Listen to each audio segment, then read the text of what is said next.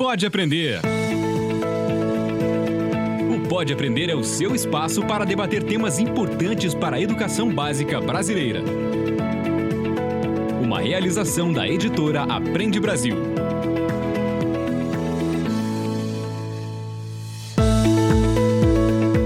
Olá, eu sou a Danaê Búbalo, seja muito bem-vindo, muito bem-vinda ao Pode Aprender, o nosso bate-papo qualificado sobre a educação básica brasileira. Você já sabe, né? Puxe uma cadeira, faça aquele cafezinho, ou então prepara um chazinho, ou pode deixar a conversa aí rolando no seu carro, porque hoje é dia de trocarmos muitas ideias e aprendizados. E no episódio de hoje nós vamos conhecer a Débora Garófalo, uma das 10 melhores professoras do mundo.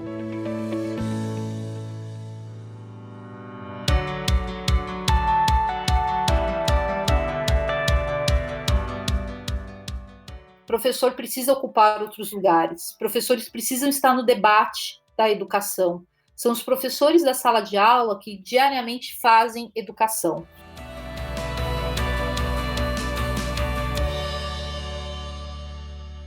Livro aberto. Neste programa nós vamos conversar então com a Débora sobre que características e também as ações que foram importantes para o título e as dicas, né, para os professores de todo o país de como se tornar um super prof. A Débora, pessoal, foi a primeira mulher brasileira, a primeira sul-americana a ser finalista no Global Teacher Prize. Ela se formou em Letras e Pedagogia com especialização em Língua Portuguesa pela Unicamp e é mestranda em Educação pela PUC São Paulo. Em 2015, ela criou o trabalho de robótica com sucata em uma escola municipal da Zona Sul da cidade de São Paulo. Dentro do projeto, o conhecimento de robótica é construído com lixos retirados das ruas de São Paulo. Pelo trabalho, a Débora ganhou diversos prêmios, entre eles Professores do Brasil 2018, Aprendizagem Criativa do MIT 2019, a Medalha da Cidade de São Paulo em 2019, Medalha de Pacificadora da ONU e em 2019 ela foi finalista do Global Teacher Prize, o Nobel da Educação, sendo considerada então uma das 10 melhores professoras do mundo. E foi indicada recentemente a mais um prêmio do jornal O Globo pelo trabalho feito pela educação brasileira. Ela é professora há 15 anos da Rede Pública de Ensino de São Paulo. Então, depois de tudo isso, seja muito bem-vinda, Débora. Bom, muito obrigada. Obrigada por essa recepção, por essa oportunidade, principalmente para que possamos falar sobre educação e inovação. Bom, pessoal, então vamos ao que interessa, né? Pega a caneta, que é a hora de se aprofundar na história da Débora e anotar várias dicas. Pega a caneta. Apenas no ensino fundamental no Brasil, são mais de 1.400.000 professores em sala de aula. Esse número ele passa para 2.300.000 professores em toda a educação básica. Nós já comentamos no episódio sobre a falta de valorização dos professores e também os índices que colocam o Brasil em baixas posições de reconhecimento desse importante profissional. Diante disso, como que os professores podem buscar e reivindicar esse destaque? Como fazer a diferença a ponto de ser reconhecido internacionalmente por seus feitos? Bom, Débora, é claro que existem muitas nuances envolvidas nisso tudo, mas você pode então nos explicar um pouquinho sobre como que você chegou até o prêmio, de onde veio a inspiração, né, para que o projeto fosse então considerado e levasse você até esse prêmio, Débora? Bom, a sua pergunta é super importante porque nós sabemos das dificuldades que nós temos em ser professor ainda dentro do Brasil, e o quanto é difícil, então, o professor brasileiro alcançar um lugar de destaque. Durante a minha trajetória, em muitos momentos, eu também tive essa vontade de desistir devido às condições realmente em dar aula, em lecionar, e o que me fez seguir em frente foi justamente olhar para os estudantes e enxergar neles um potencial de transformar vidas. Então, o professor hoje é aquele que realmente ele tem esse potencial transformador de vidas. E durante esses 15 anos, eu tive a oportunidade de conviver com diversos tipos de realidades. Desde aquelas realidades localizadas mais em regiões centrais aqui da cidade de São Paulo, desde aquelas comunidades mesmo, favelas, e ver ali o quanto a educação, então, ela se torna essencial dentro desse contexto. eu percorri um caminho muito diferenciado do que os meus colegas, né? Porque eu iniciei dando aula, e infelizmente, durante um processo na minha vida, eu tive que deixar a sala de aula e fui conhecer, trabalhar em indústria, conhecer em banco, e chegou um momento que a educação, ela novamente falou mais alto dentro de mim, e eu voltei para a sala de aula e voltei justamente para a educação pública, por acreditar que ali é onde o professor realmente faz a diferença. Mas ter a oportunidade de ter vivenciado esses outros olhares me fez ser um pouco da professora que eu me tornei. Entender que a inovação, a tecnologia, ela precisa estar contextualizada para os alunos. E mais do que isso, eles precisam realmente entender que a educação não está distante da realidade deles. Então, é preciso envolver esses estudantes em resoluções de problemas, trazer um pouco desses aspectos, né, do real, para realmente transformar esse real em objeto de conhecimento. Então, todos esses avanços, esse olhar, até mesmo com o trabalho, né, que ficou reconhecido internacionalmente, que é o Robótica com Sucata, me fez ser e ter esse olhar diferenciado, então, para o trabalho dentro da sala de aula. Entender que os estudantes são o centro do processo de aprendizagem e que o professor, ele é só um parceiro, que o professor é aquele que realmente vai apoiar essas ações. Perfeito. Bom, um professor de excelência, ele também contribui, né, para a formação do aluno como pessoa, né? E qual que é o impacto, então, de um bom professor na vida e na formação desses estudantes, Débora? Naquele momento ali, ele não vai se dar conta desse impacto imediato. Ao longo da trajetória de um professor, ele vai começar a perceber, que foi um pouco o que aconteceu comigo. Quando eu iniciei o trabalho de robótica com sucata, né, que consiste, brevemente contextualizando para vocês, que consiste em transformar o lixo das ruas em protótipos com sucata de maneira interdisciplinar, os estudantes, então, primeiro, eles não acreditavam neles mesmos. Depois, existia, então, uma grande diferenciação, né? Eles achavam que a aula de tecnologia, e principalmente o ensino de robótica, não era para eles, era para alunos de escolas particulares. E naquele momento, então, eu comecei a fazer muitas mediações, mostrar para eles o potencial que eles tinham de ser protagonista dessa história, mas principalmente do poder que eles tinham de realmente transformar a comunidade deles. E eles não enxergavam isso.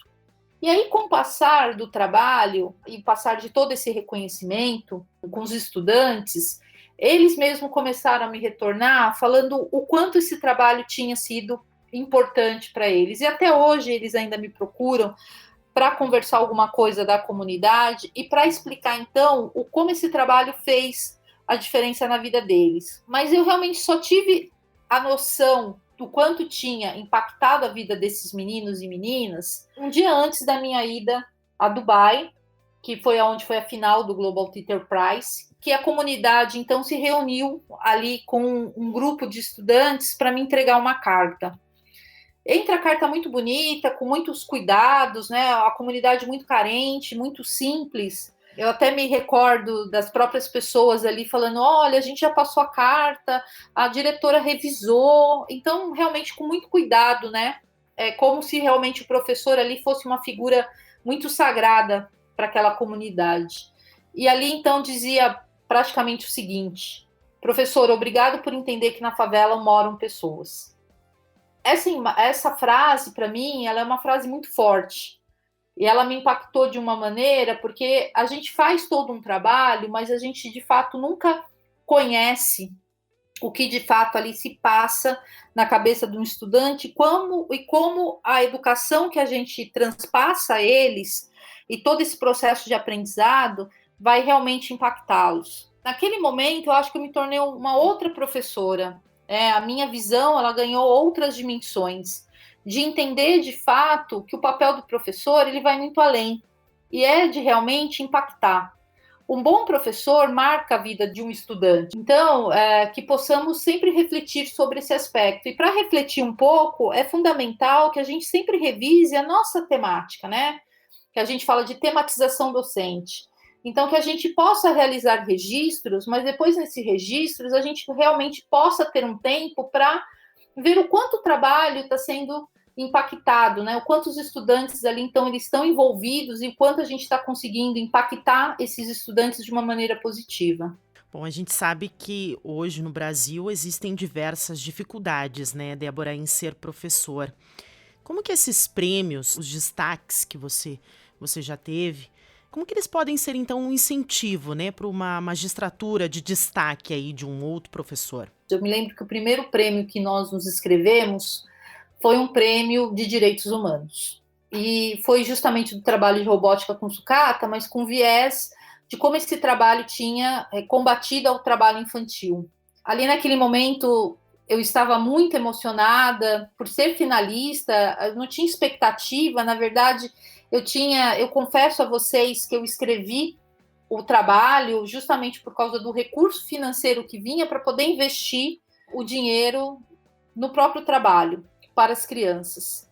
E ali, então, houve todo um suspense. A escola organizou um ônibus, nós fomos para a Bienal ali do Ibirapuera receber essa premiação, um lugar, então, importante aqui da cidade de São Paulo, e eu pedi para que os estudantes fossem comigo para o palco. E ali o pessoal da organização meio que achou estranho, né? Porque era um prêmio para o professor, mas para mim era muito significativo que eles estivessem comigo. A gente descobriu que era o terceiro lugar, a gente já ficou numa expectativa.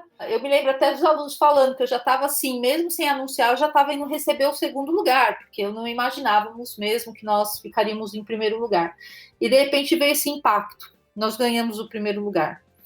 E aquilo para mim naquele momento foi muito forte, né? Forte porque eu falei, puxa, nosso trabalho ele está sendo realmente reconhecido, porque é um reconhecimento, né? Você ter um trabalho sendo o primeiro lugar em algum prêmio. E a partir daí, então, houve uma série de indicações, alguns prêmios, até que a gente chegasse no Global Teacher Prize. E ali, com o Global Teacher Prize, realmente foi uma repercussão muito grande, até hoje.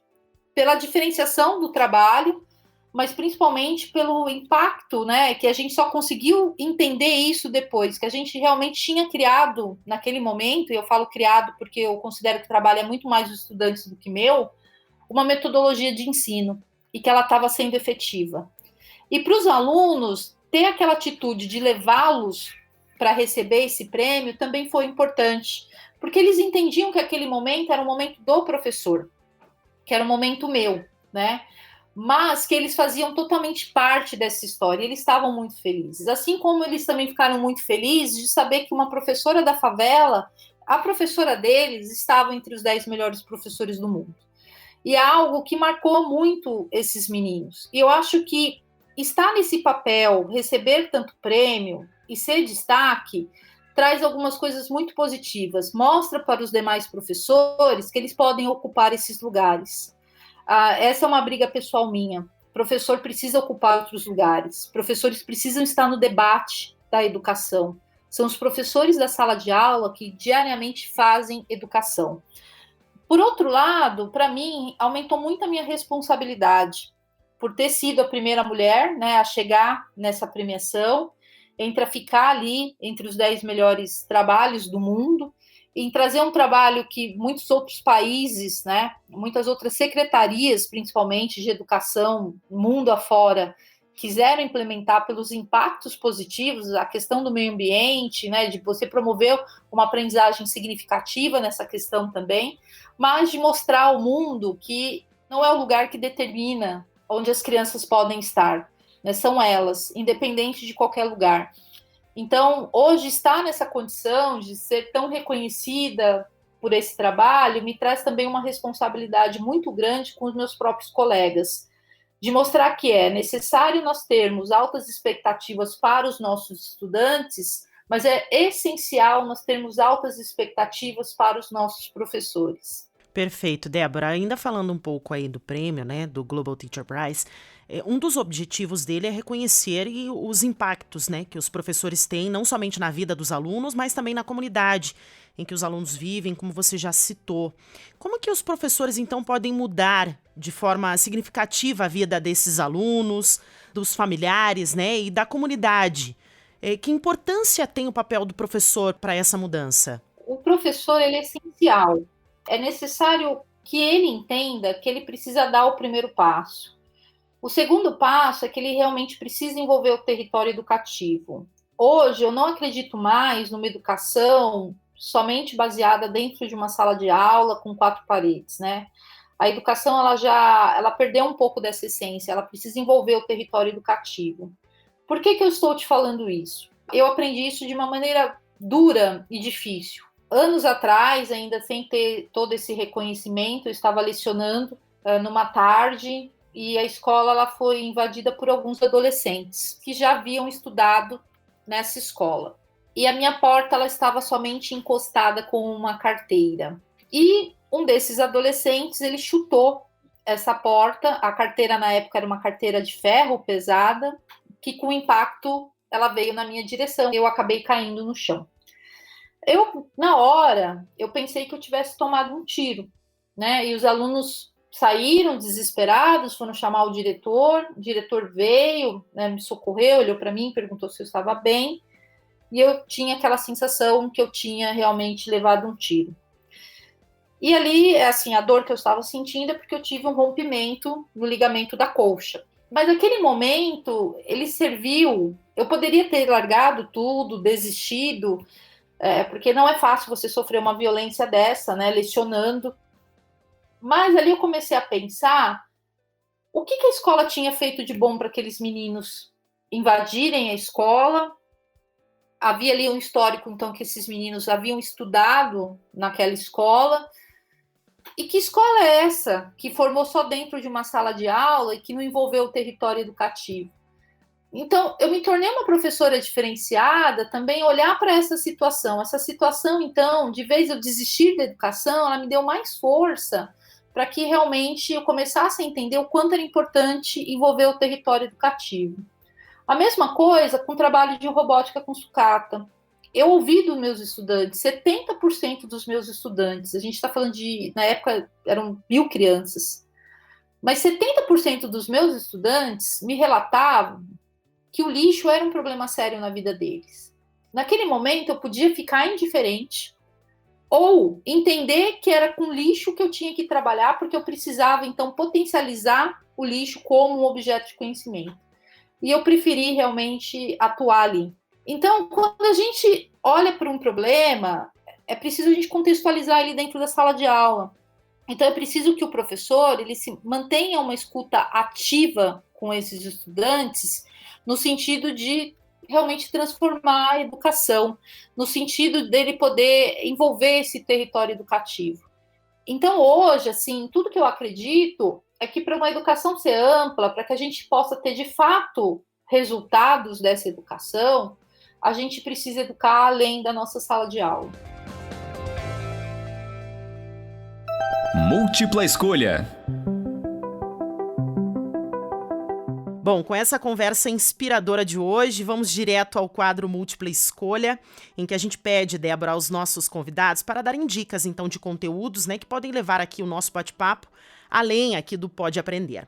Eu gostaria, Débora, que você sugerisse, então, aos nossos ouvintes livros, filmes, outros conteúdos que os professores e também os gestores, né, possam procurar para expandir aí a nossa conversa de hoje. Perfeito. Eu trouxe aqui hoje para a nossa conversa, então, 2 livros. Um que eu tenho uma participação em um capítulo, mas é um tema extremamente fundamental para todos que querem iniciar com essas tendências digitais, um trabalho inovador na sala de aula, que é o STEAM em sala de aula. É um livro que tem, então, como os organizadores a Lilian Bassic e o Leandro Holanda. E nesse livro, então, eu escrevo um capítulo com a Lilian Bassic, falando um pouquinho sobre o trabalho de robótica com sucata, mas também trazendo esse viés dos socioemocionais, que é tão importante estar correlacionado ao trabalho da sala de aula. E eu gostaria também de deixar como indicação, para quem quiser conhecer um pouco mais da minha história, a editora Carochinha, né, com a Cristiane Boneto, ilustrado por Gabriela Gil, escreveram o livro Débora Garófalo, No Meio do Caminho Tinha Coragem. É uma biografia, um pouquinho da minha história, de como, então, eu superei um pouco os obstáculos que eu tive ao longo da minha trajetória, até me tornar, então, a professora que eu sou hoje. Mas o mais legal desse livro, dessa indicação, é porque ele é um projeto totalmente inovador. Ele é de uma coleção Siga o Mestre, mas ele permite, então, que a minha história inspire os estudantes, inspirem as crianças a também serem professores. E eu acho que é importante isso, porque o sucesso de uma educação também depende da gente ter, então, esses professores. E então eu deixo aí essas 2 dicas, esses 2 livros, para quem quiser conhecer um pouco mais da minha história, mas também olhar para o viés da inovação.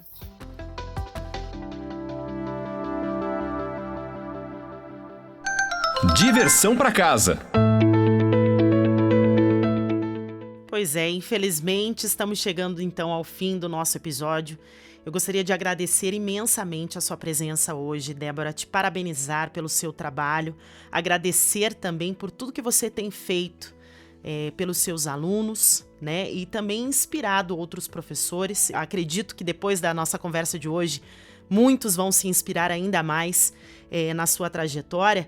Então eu vou abrir um espaço aqui, né, para que você possa deixar aí o teu contato, para quem quiser ainda bater um papo com a Débora, conhecer um pouco mais do trabalho dela. Onde que o pessoal pode te encontrar, Débora? Eu que agradeço, viu, ter toda essa oportunidade de estar aqui com vocês, falando um pouquinho sobre a minha trajetória enquanto professora e tendo a oportunidade, talvez, de contribuir para histórias de outros professores. Então, quem quiser continuar o papo comigo, eu estou disponível pelas redes sociais.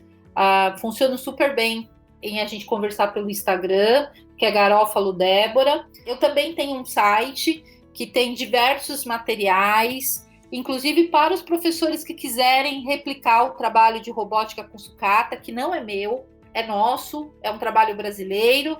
Então, o endereço do site é www.deboragarófalo, tudo junto.com.br. Excelente, muito obrigada, Débora, mais uma vez. E a você que nos escuta, obrigada então por ter nos acompanhado até aqui. Lembrando que você pode enviar os seus comentários e também as suas sugestões pelo e-mail podeaprender@gmail.com e nos acompanhar na sua plataforma de podcast preferida, além das redes do Aprende Brasil. Até a próxima!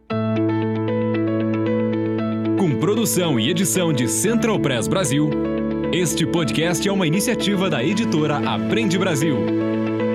Um futuro melhor por meio da educação.